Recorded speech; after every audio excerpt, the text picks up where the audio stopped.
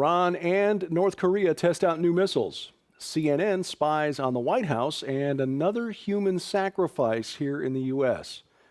It's SkyWatchTV for Wednesday, March 8th, 2017. I'm Derek Gilbert. First up, WikiLeaks has published what it claims is the largest ever release of confidential documents from the CIA. More than 8,000 documents of something they've called Vault 7. You might remember Sharon and I talked about that on Sci Friday a few weeks ago. This is a series of leaks from the agency, which came from the CIA's Center for Cyber Intelligence at Langley, or at least allegedly came from the CCI. WikiLeaks says that this Year Zero release reveals details of the CIA's global covert hacking program, which includes weaponized exploits to target consumer products like Apple's iPhone, Google's Android software, Microsoft's Windows, even Samsung televisions, which can be turned into covert microphones. Highlights from this first set of leaks include the revelation that the CIA has lost control of its hacking tools.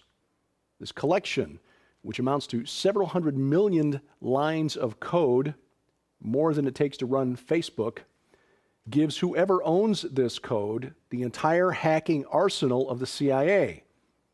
It appears that this archive of tools was being circulated between U.S. government hackers and contractors in an unauthorized manner, and one of them has provided this information to WikiLeaks. By the end of 2016, according to WikiLeaks, the CIA's hacking division, the Center for Cyber Intelligence, had over 5,000 users, produced more than 1,000 hacking systems, Trojans, viruses, and other weaponized malware. Again, more code than it takes to run the entire Facebook website. The CIA, in effect, has created a second NSA, National Security Agency, without ever being asked by Congress why it was necessary for you and me, the American taxpayer, to pay for a second agency to duplicate the function of the first. It's all about turf wars inside the federal government. And if you ask me, this adds evidence to my theory that what we saw in the release of the information by Edward Snowden was this turf war breaking into the public news cycle. One other bit of information that was really interesting is that one of the tools disclosed by WikiLeaks, owned by the CCI, the Center for Cyber Intelligence at the CIA, was the ability to hack and leave fingerprints that pointed at another national government, like Russia, which all of a sudden makes the Russians hacked the election meme a lot more interesting.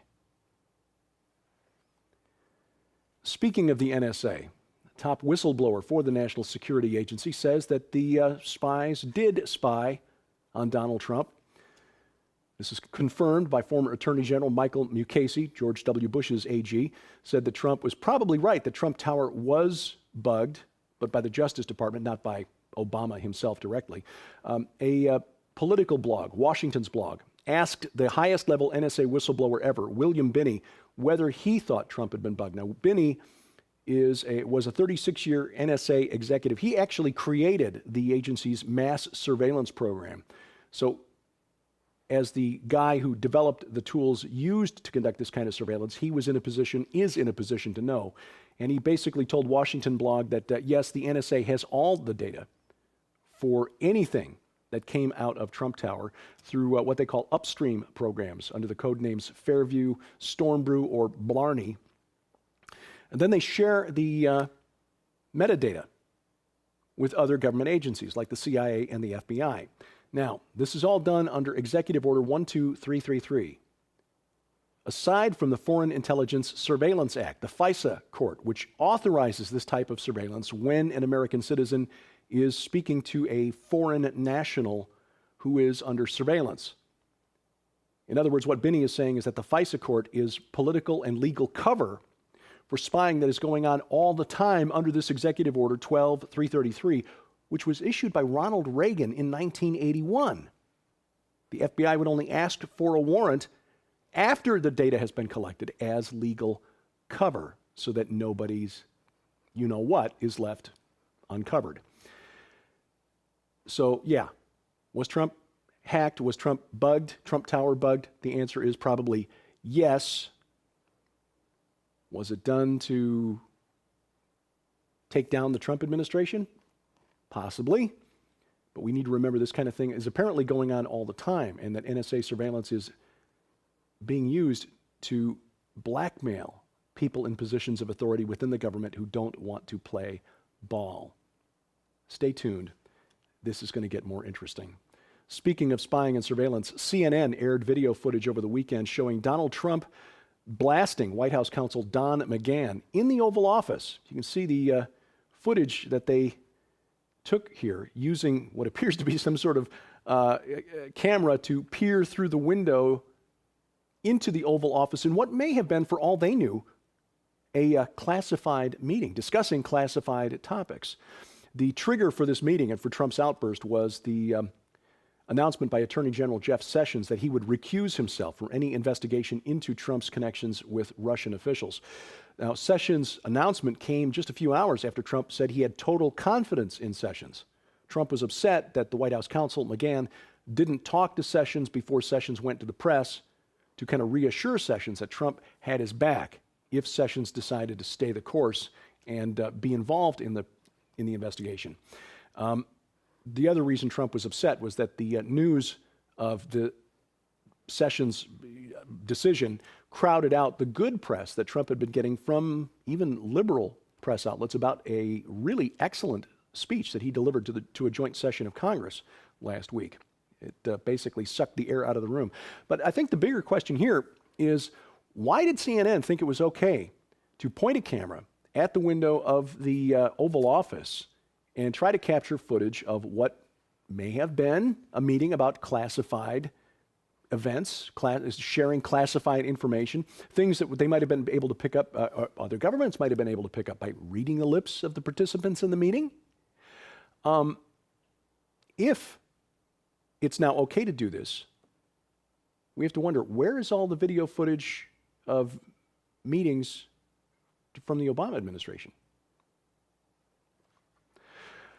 President Trump will not renew the waiver that enables the president to postpone implementing a congressional decision to move the U.S. Embassy to Israel from Tel Aviv to Jerusalem.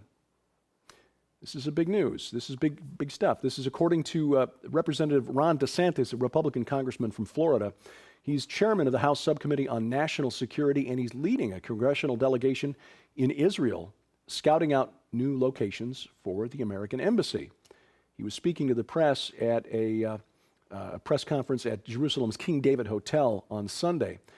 Said that he didn't think Trump would sign the waiver, which presidents ever since the law was passed, and this is since George H.W. Bush, have been signing every 6 months in order to delay the implementation of this move of the American embassy. If President Trump allows the waiver to expire in May, it will fall very close to the 50th anniversary of the liberation of Jerusalem. In Iraq, showing you soldiers from Iraq because Iraq is off the new list of nations from which immigration is restricted. This is the new executive order signed by President Trump on Monday. In order to get off the list of restricted nations, the government in Baghdad had to agree to provide a lot more information with the U.S. government. Baghdad will also move more quickly to repatriate refugees who have broken American law. Now, the bottom line here, Iraq has stepped up and said it's going to take on more of the responsibility for vetting immigrants from Iraq before they arrive in the United States. Now, the other 6 nations on the list, Iran, Libya, Somalia, Sudan, Syria, and Yemen, they'll have a little harder time getting off that list. North Korea fired several banned ballistic missiles Monday that flew about 620 miles out into waters off its east coast. This is apparently a reaction to new military drills between the U.S. military and the South Korean military. Japan said 3 of these 4 missiles landed inside its exclusive economic zone, calling the launch a grave threat to Japan's national security. It's not immediately clear what type of missile was fired or how many we think 4, but we're not sure.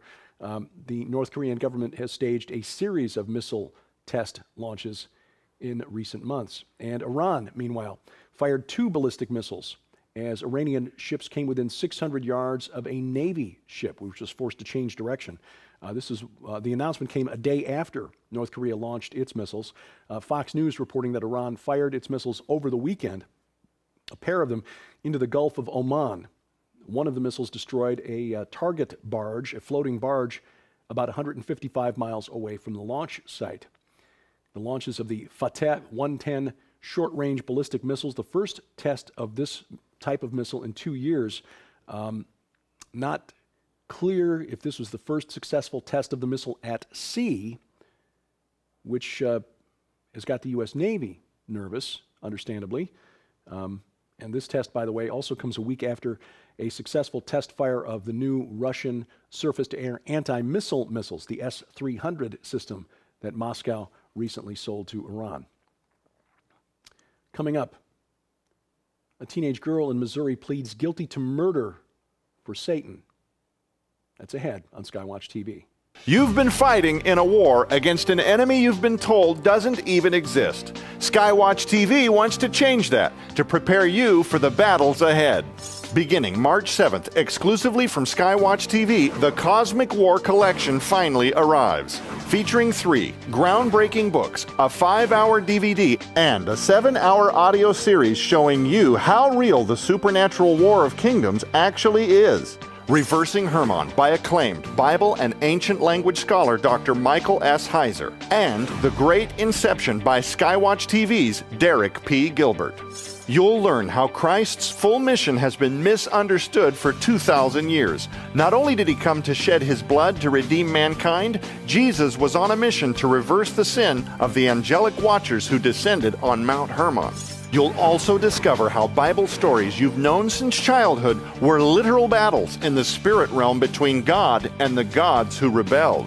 When you order the Cosmic War Collection from SkyWatch TV, you'll receive Reversing Hermon by Dr. Michael S. Heiser, The Great Inception by Derek P. Gilbert, a new, exclusive, never-before-offered deluxe hardcover collector's edition of the Book of Enoch. The Real Clash of the Titans DVD, a special, never-before-released video compilation with 5 hours of teaching on the long war between God and the gods. And The Unseen Adversary, a brand new audio series on MP3 disc with 7 hours of Derek P. Gilbert interviewing Dr. Michael Heiser on the Watchers, UFOs, and the Great Cosmic Rebellion of Satanic Forces. A value of more than $100, yours for just $29.95. The Cosmic War Collection, available beginning March 7th only from SkyWatch TV. Know your enemy. Order the Cosmic War Collection beginning March 7th by calling 844-750-4985 or log on to skywatchtvstore.com. House Republicans on Monday released their plan to unravel President Obama's signature health care law. House committees plan to begin voting on the 123-page bill today, Wednesday, launching what could be the big battle of the year in Congress. GOP leaders expect their measure to win the backing of the Trump administration, but there are divisions within the party. As we mentioned Monday, Senator Rand Paul of Kentucky still calling this new bill Obamacare Light. Now, I've not had a chance to study this in depth, but just looking at the highlights of the bill, tax credits of between $2,000 and $14,000 for families, refundable even if you're not liable for any income tax, meaning the government could be just paying you instead of deducting from what you owe the IRS. Conservatives say that this creates a new entitlement that the government can't afford. There would be a series of taxes on higher earning people, the insurance industry, and others that would be repealed. I didn't write this very well, did I? A series of tax increases on higher earning people that were used to finance Obamacare would be repealed in 2018. So in other words, it doesn't appear that coverage is going to change much, but yet the financing, the tax portion is being attacked, which again, conservatives are saying is adding to the government's debt load already.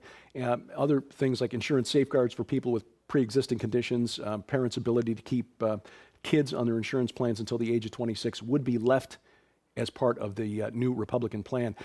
Overall, when you look at the main points of the plan, if you think back 8 years and Imagine what would have happened if this plan had been proposed by Nancy Pelosi and the Democrats in Congress. I think it's a pretty safe guess that the Republicans would have fought this plan tooth and nail. This is what we call boiling the frog by degrees. Drop it in the pot, turn up the temperature so slowly it doesn't notice that it's changing until suddenly it's, being boiled alive. That's what's happening to us. The Supreme Court has refused to hear the case of a transgender student who wants to choose the bathroom she uses at her high school. Gavin Grimm, who liberal press has to contort the English language to describe. She is called a person who was assigned female gender at birth, or designated as female at birth, or assigned the identity of a girl at birth. No. She was born female, and she is a girl. The fact that she wants to live as a boy, notwithstanding. Gender is not some aspect of identity that we can just arbitrarily change at will. Well, the Supreme Court was scheduled to hear the case later this month. However, it has changed course following the Trump administration's decision to withdraw an Obama administration policy requiring schools to allow students to use the bathroom that they feel like using. Today I feel like a woman. I'll use the ladies' room.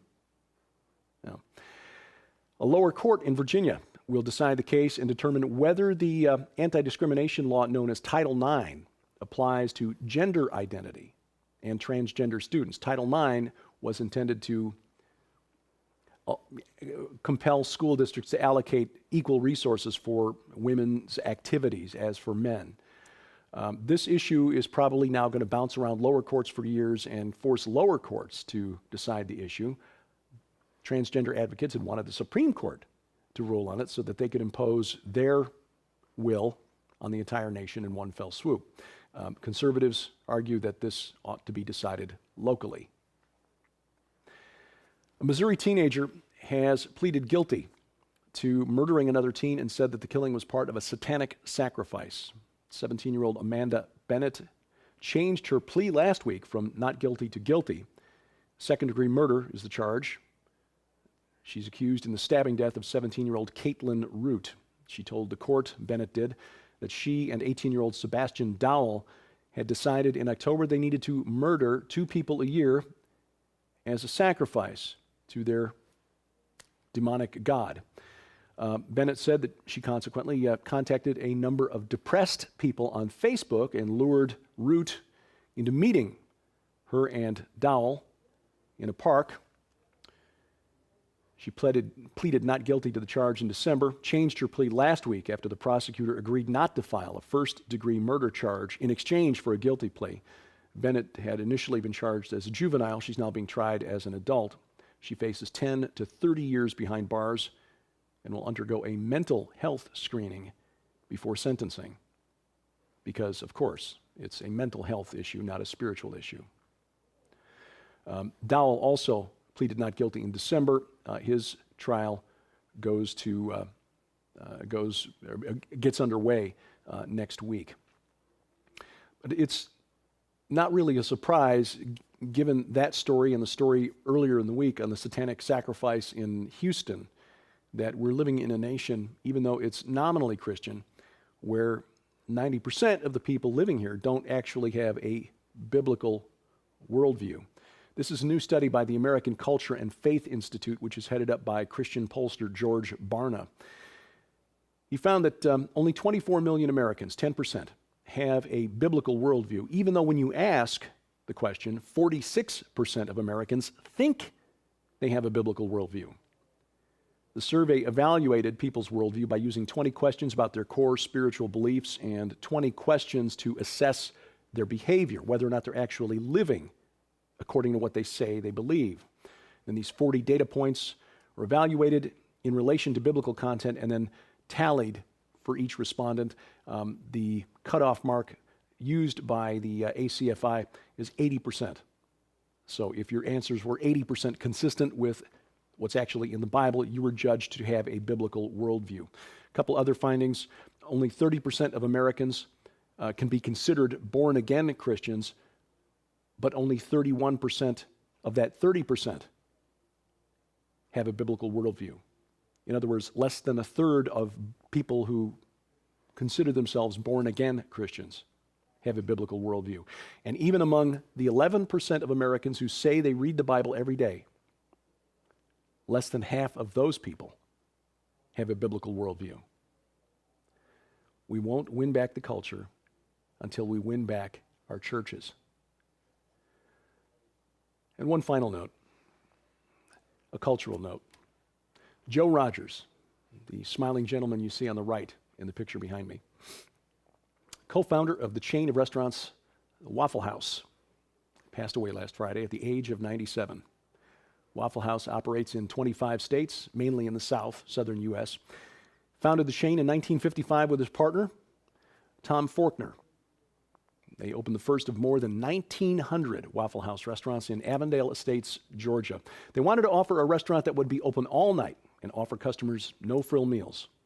They got the idea back in 1937 while they were serving together in rural Tennessee in the National Guard, when they snuck away from their post and had a meal in the rather small and modest home of an elderly couple who lived nearby. Rogers and Faulkner ran the chain until the late 70s.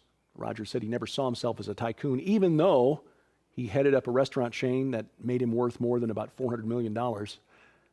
He said in an interview back in 2004, "I'm not an executive. I'm a waffle cook." Joe Rogers is survived by his wife of 74 years, Ruth, 4 children, many grandchildren. And if you've ever eaten at a Waffle House, raise a fork to Joe. We're less than a month away from the Hear the Watchman conference, God's Great Gathering, the G3 Intelligence Briefing. It's coming to Dallas, Texas, Grapevine, Texas, the Dallas Metro. The Hilton DFW Lakes Executive Center, March 31st through April 2nd. We got an amazing lineup of speakers. Pastor Carl Gallups, Pastor Mike Spalding, Pastor Casper McLeod, who'll be coming up on a couple of future episodes of SkyWatch TV. L.A. Marzulli, Russ Dizdar, yours truly, my best friend, my wife, Sharon K. Gilbert, Josh Peck from here at SkyWatch TV. Now, many have asked about live streaming because travel to Dallas may not be possible or convenient. And the answer is yes, there will be a live stream available, and all of the presentations will be streamed, and they will all be archived for 30 days after the conference. The cost is $39. You'll find more information at hearthewatchman.com. Save 5%. Use the promo code Gilbert5. Just for you. Gilbert5. Save 5%. Hearthewatchman.com. Live streaming for the Hear the Watchman conference coming up at the end of the month. You'll find SkyWatch TV online at skywatchtv.com. All my stuff online, DerekPGilbert.com, including a link to the latest article in the series of articles leading up to the release of The Great Inception, Satan's Psyops from Eden to Armageddon. Look for part 8 in this article series. This one is mind-blowing, I think. Peer-reviewed archaeological evidence that links the Amorites of the Bible to the Titans of Greek mythology. Seriously. Thanks for watching while we keep watch. I'm Derek Gilbert, and this is SkyWatch TV.